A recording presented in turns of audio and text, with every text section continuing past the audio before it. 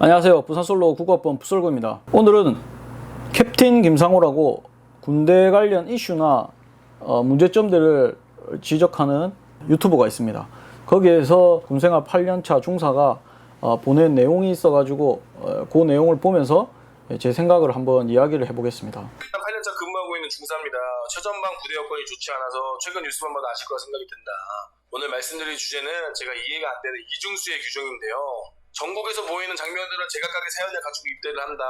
특히 일부 인원들은 특이 질병이 있고 부대 생활하고 닥치는 인원들도 있다. 그로 인해서 군병원으로 외진을 가야 되는 경우가 많은데 특히 정신과 진료 및 신경과 진료는 수도병원 구리로 장거리 출장을 가야 되는데 이때 문제가 발생합니다. 이 관련해 가지고 제 생각을 이야기를 하면 일단 정신과 신경과가 군단급 이상 병원에만 진료 과목이 있는 거죠.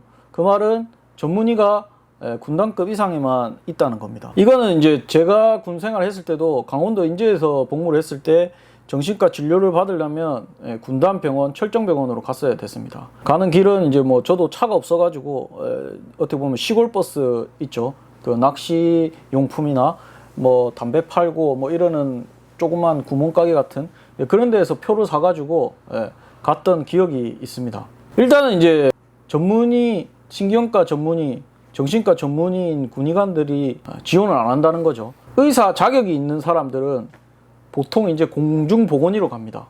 그리고 이제 인턴을 마친 인원들은 군 생활을 중의로 할 수 있습니다. 장교로 하는 거죠. 그 인원들은 이제 어떻게 보면 대대, 지대병, 연대의 의무중대장 밑에 있는 1지대, 2지대, 3지대 뭐 이렇게 해가지고 들어올 수 있고, 그 다음에 이제 레지던트, 전문의를 딴 인원들이죠. 그런 인원들이 이제 대위로 복무를 합니다. 이제 그 인원들이 부족하다는 거죠. 왜냐면은, 의무 복무하는 기간이 3년입니다. 3년. 하지만 지금, 병사들은, 1년 6개월, 18개월 하죠. 그리고 봉급도 이제 200만원. 그러면 굳이 3년이라는 시간을 보내면서 봉급도 병사와 별 차이 나지 않는데 할 이유가 없겠죠. 그러다 보니까 의사가 부족한 겁니다. 그래서 외지에 있는 부대날지 강원도나 경기도 철책 근처에 있는 부대에 있는 인원들이 진료를 받으려면 많은 시간을 투자해서 그 병원으로 가야 되는 상황이 발생되는 거죠. 그래서 뭐 그런 거를 이제 어떻게 보완하려고 하는 그런 방법을 생각을 해야 되겠죠. 군 수뇌부에서. 아니 뭐 근처에 있는 병원, 정신과 관련된 그런 병원들을 뭐 조사를 해가지고 그 병원들과 연계해서 거기에서 이야기하는 진료 내리는 그런 것도 어떻게 보면 인정해 줄 수 있는 그런 어떤 절차나 뭐 이런 것을 하는 것도 좋은 방법일 것 같고, 뭐 하면은 원격으로 뭐 화면상으로 해가지고 그런 상담을 받는 방법, 뭐 그런 방법들을 제시를 해야 될 것 같습니다. 그러지 않는 이상은 이런 일은 계속 발생되겠죠. 일반적인 경우라면 부대에서 인원 수송 배차를 신청해서 군용차를 타고 병력 인솔을 가야 되나, 이런 22사단 최전방 같은 부대는 상용 차량 자체도 많이 없을 뿐더러 작전에 사용하느라고 배차 신청이 아예 안 됩니다. 그로 인해서 간부들 자차를 이용해서 장거리 병력 인솔을 해야 되는데, 문제는 그런 일이 너무 비일비재합니다. 한 번 초진을 받으면 다시 재진을 가야 되고, 그렇게 주기적으로 병원 진료를 가야 되는데 그때마다 간부 자차를 이용하라고 합니다. 심지어는 구리병원 정신과 진료는 이곳 강원도 고성군 기준으로 새벽 2, 3시에 출발을 해야 진료를 볼 수 있고, 그마저도 대기자가 많으면 진료를 보지 못하고 돌아오는 경우도 빈번합니다. 제가 복무할 때도 보면은 중위 소위 하사 중사, 초급 간부라고 하죠. 초급 간부는 개인 차량을 소지할 수가 없었습니다. 다만 이제 조건이 대대장이 승인했을 때만 차량을 운영할 수가 있었습니다. 보통 이제 보면은 이제 중사, 좀 짬 있는 중사 같은 경우는 이제 뭐 결혼을 해가지고 가정이 있다든지, 그 다음에 뭐 중위 같은 경우는 참모, 대대 참모를 하면서 뭐 업무상으로 필요할 때, 그럴 때만 하지 그 외의 상황에서는 특별하지 않는 이상 차량을 운행할 수가 없었습니다. 지금은 어떤지 모르겠지만 그 이외에 이제 만약에 차량을 이제 운영하고 싶어가지고 대대장한테 보고를 한다고 가정을 한다면 뭐 병력 관리를 위해서, 지형 정찰을 위해서, 업무를 위해서 한다고 이야기는 하지만 실질적으로는 보통 이제 간부들이 저희 부대에 있을 때는 점프나 휴가, 그 다음에 뭐 교장 이동이랄지 뭐 사격장이랄지 이럴 때 걸어가는 것보다는 이제 자기 차로 가는 게 편하기 때문에, 그래서 차량을 그러니까 차량을 운영하려고 하는 간부들이 있습니다. 아무래도 그렇게 되면은 강원도 우리가 인제에 있다 보니까 휴가 갈 때랄지 여자친구 만나러 간다든지 아니면은 뭐 먼 거리 1시간 이상 되는 거리도 어떻게 보면 자기 차량으로 인용하면 더 많은 거리를 이수지역으로 넘어갈 수 있기 때문에, 그래서 통상적으로 이제 차량을 운영하려고 하죠. 그게 편하니까. 근데 이제 그런 것들이 이제 어떻게 보면 대대장한테 암묵적인 어떤 그런 허락을 받았기 때문에, 아까 말한 부대를 운영할 때 야 이렇게 해라 저렇게 해라 라고 이야기할 수 있는 조금 어떤 그런 게 있었습니다. 그래서 자기가 차를 사면은 이제 중대나 부대 운영할 때 그런 거를 해야지만, 아무래도 이제 자기가 뭐 점프한다든지 뭐 이런 데에 대해서 하기 때문에 그런 게 아마 이때까지 내려온 게 아닌가 하는 생각도 듭니다. 그리고 만약에 이제 이런 대대 결산이나 이런 거 할 때 대대장이 이제 어떻게 하느냐에 따라서 이제 뭐 결산할 때 그런 이야기를 하겠죠. 중사면 부소대장 정도 되겠죠. 부소대장 하면은 이제 뭐 중대장이나 대대장한테 이야기를 할 때, 결산할 때, 누가 정신과 진료를 위해서 수도병원으로 갑니다. 그래서 새벽에 출발하는데 뭐 어떻게 하겠습니다 라고 이제 대대장한테 이야기를 하겠죠. 그러면은 이제 대대장이 군수 담당관이나 인사 담당관 또는 군수장교나 인사장교한테 이야기를 해야 되겠죠. 야, 배차됐나? 할 수 있나? 가능한 차량이 있냐? 뭐 하냐? 물어보고, 군수 담당관도 이제 그에 따라서 할 수 있냐 없냐 뭐 이야기를 할 테고, 인사 담당관도 그 가면으로서 지원해야 될 돈이 뭐 어떻게 돼서 어떻게 하면은 뭐 어느 정도까지는 커버가 된다, 뭐 안 된다, 뭐 이런 이야기를 해야 되겠죠. 그런 게 되지 않고 그냥 중사가 그냥 데리고 가는 것 같으면은 이제 뭐 당나라 군대가 되는 거죠. 뭐 정 안 되면 대대장이 내일 뭐 1호차 뭐 운영할 그게 있나? 뭐 작전장교나 교육장교한테 물어보고, 내일 뭐 특별한 건 없습니다. 그래? 그러면은 내일은 영내만 있으니까 1호차를 타고 갔다 와라 라고 이야기할 수도 있죠. 그렇게 되면 이제 뭐 운전병하고 저기 누구야 그 이제 진료받는 인원, 그리고 자기까지 3명의 이제 밥값을 이제 또 간부가 내야 되는 그런 경우가 이제 생기는 거죠. 그 다음에 이제 저도 이제 이것을 보면서 지금 뭐 얼마 전에 전방 소대장 보니까는 비상이 되자마자 소대장하고 한 명이 운전을 해가지고 그 뭐 큰 차는 아니지만 조그만 차로 해서 그 상황 발생될 때까지 먼저 가더라고요.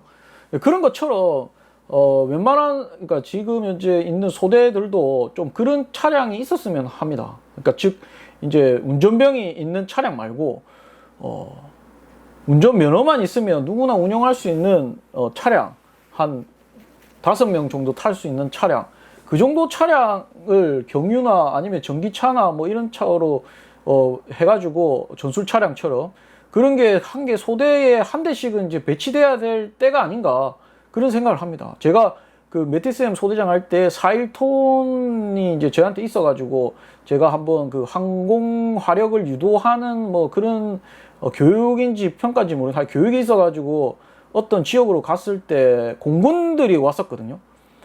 공군들인데 저랑 계급이 같은데도 그러니까 연대장 차량보다 더 좋은 레토나 신형 그런 걸 타고 왔더라고요. 그걸 보면서 진짜 공군이 진짜 참 좋다 이런 생각도 했었거든요.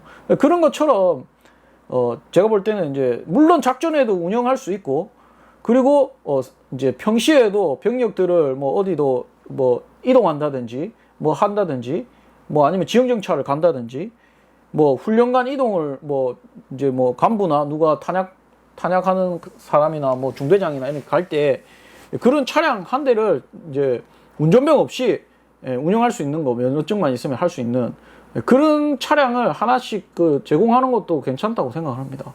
그렇게 되면은 이제 뭐 수송부에서 뭐 어떤 날짜 잡아서 엔진오일도 통합적으로 하고 수송에서 모여서, 물론 이제 수송부에서는 싫어하겠죠. 차량이 뭐 어떠니 저떠니 뭐 하면서. 근데 그런 게 이제 필요한 시점이 아닌가. 운전병이 따로 와가지고 하는 것보다 그냥 운전면허가 있는 사람들은 누구나 운영할 수 있는, 실제로 전쟁이 난다고 해도 운전병이 죽을 수도 있으니까 그 죽었을 때 그 군용 차량을 아무나 운영할 수 없다라고 하면 버리고 가야 되는데, 차라리 그럴 바에는 모두가 운영할 수 있게끔 차량을 만드는 것도 괜찮다고 생각합니다. 그런 차량을 소대에 하나씩 배치하는 것도 괜찮은 방법이 아닐까라는 생각을 합니다. 이렇게 간부들의 희생과 금전적인 부담을 감수해야 되는데 이 모든 게 제대로 된 보상이 이루어지고 있지 않습니다. 병력 인솔 여비를 신청해도 기름값, 톨비, 밥값이 충당되지 않을 뿐더러 거리가 멀기 때문에 새벽에 조기 출근해서 출발하는 경우가 있는데, 이마저도 이중수혜라면서 초과근무조차 못 찍게 합니다. 병력 인솔 여비와 초과근무 수당의 목적 자체가 다르다고 생각하는데 왜 이것이 이중수혜인지 이해가 가질 않습니다. 용사들의 여건 보장을 위해 간부들이 끊임없이 희생하고 있는데 이러한 불합리한 규정은 개편돼야 될 것 같습니다. 언제까지 이렇게 적자 보는 군생활을 해야 되는지 모르겠습니다. 저는 군 생활이 현타가 와가지고 이런 삽이 있어서 업무하는 일이 너무너무 많고 당연하게 생각하는 부대라서 저는 8년간의 군 생활을 마감하고 전역을 결심했습니다. 국군 구리병원에 가려면 새벽 2시에 출발해야 되는데 병력 인솔 여비는 주는데 초과근무는 안 주고요. 또 이제 국군 강릉병원 가면은 오전 9시에 가서 늦게 복귀할 때도 있는데 이때는 또 초과근무도 안 챙겨준다. 이러고 있다. 간부들은 봉이 아니다라고 얘기하는데 여러분들 절대 자차로 가지 마세요. 그 다음에 이제 병력 인솔비하고 초과 근무 수당이 이제 이중수혜가 아니라고 하는데, 거기에 대해서 이제 뭐 이게 왜 이중수혜냐고. 저도 이제 군대에 있으면 뭐 용어가 많습니다. 그 비용도 많고, 제가 교육장교할 때도 이게 이제 국가 예산이다 보니까 이 돈을 함부로 쓰면 안 되잖아요. 그래서 다 써야 될 이제 그 기준이 있습니다. 근데 실질적으로 제가 이제 훈련할 때 예를 들어서 뭐 대대 전술 훈련이면 그 훈련비가 뭐 한 20만 원 나왔다고 치면은 다 이제 써야 될 게 뭐 상황판 제작하고 뭐 하고 뭐 이런 것들입니다. 뭐 훈련에 필요한 용품인데 이게 다 문방구에서만 쓸 수 있는 그런 용품으로 제한되어 있어 가지고, 그때 초반에는 그랬습니다. 아니 이렇게 쓰지도 못할 돈을 왜 줘가지고 그렇게 쓰라고 하는지. 그래서 제가 20만 원 정도 나왔는데 한 10만 원만 해가지고 상급부대에다가 올린 적이 있습니다. 상급부대에서 연락이 왔습니다. 야, 이거는 20만 원인데 네가 만약에 이걸 10만 원으로 올리면 다음부터 10만 원만 나온다고. 어떻게 됐었든 20만 원치 채워가지고 이렇게 올려라 라고 이야기를 하더라고요. 이런 것처럼 군대에서 어떤 뭐 예산에 관련된 돈이 집행이 되면은 이게 그 항목에 맞게 써야 되는데 그렇지 않은 경우가 좀 많습니다. 지금 같은 경우도 병력 인솔 여비하고 초과 근무 수당, 용어는 다르지만은 이 인원이 이제 병력 인솔을 해서 병원을 간 거죠. 그러면 그 시간, 일과 시간을 벗어나서 하면은 초과 근무가 당연히 맞는 거죠. 근데 이제 이런 게 실무자들 사이에서 뭐 어떻게 해야 될지 뭐 고민하다가 그냥 간편한 게 뭡니까? 이 차는 뭐냐, 안 된다고 하면 그냥 안 되는 겁니다. 근데 이거는 당연히 해야 될 거죠. 초과 근무 수당 그 위에서 점검 나오지 않는 이상 실무자가 그냥 인정해주면 그냥 그렇게 해서 올려서 나오는 겁니다, 돈이. 이렇게 이제 업무상으로 복잡하게 되는데 이런 것을 좀 통폐합하고 이렇게 이제 조금 이제 보더라인에 있을 만한 쓸 만한 어떤 그런 비용이나 이런 것들은 좀 과감하게 좀 넓혀가지고 그렇게 쓸 수 있는 융통성이 있는 뭐 그런 식으로 라인이 바뀌어야 되겠죠. 그렇게 하면은 이제 뭐 괜찮은 거 아니겠습니까? 근데 이게 뭐 어렵다고 하면은 어려운 거지만, 그래서 저는 이제 뭐 군대를 비판하는 그것도 있지만 뭐 분명히 군대라는 것도 가장 어떻게 보면 우리나라 오래 전부터 있었던 조직이고, 제가 알기로는 이제 초창기 우리나라가 이제 뭐 이렇게 운영될 때 좀 군대식으로 많이 기업이나 어떤 데서 다 그런 양식을 많이 받아왔었다고 합니다. 근데 지금은 이제 군대가 그만큼 좀 뒤처졌죠. 왜냐하면 보안이 중요시되고 뭐 어떻게 보면은 이제 폐쇄적인 어떤 그런 조직으로 되다 보니까 그래도 어떻게 보면 한국에서 가장 큰 조직이 군 조직이기 때문에 물론 그런 어떤 뭐 이런 개선 사항 이런 게 위로 올라가는 시간과 단계가 많겠지만은 지금 제가 봤을 때는 시간은 많이 지났지만 많이 변하고 있다고는 생각을 합니다. 그래서 아마 저는 이제 지금 뭐 지원자가 없고 하기 때문에 오히려 더 군대가 더 좋은 조직으로 발전되지 않을까라는 생각도 뭐 반대적으로는 좀 들기도 합니다. 그래서 뭐 이 8년차 중사가 이야기하는 것을 보고 제가 군 생활했던 경험 그리고 이제 그 하면서 느꼈던 것들 뭐 어떤 게 문제인지 제 나름대로 생각해서 이야기했으니까 혹시나 뭐 실무자나 누가 들었을 때 한번 제가 말한 것도 한번 반영해서 부대 운영을 한번 해보는 것도 좋지 않나 그런 생각을 합니다. 힘든 군생활 하시느라고 고생이 많습니다. 대한민국 육군 힘내시기 바랍니다. 이상입니다.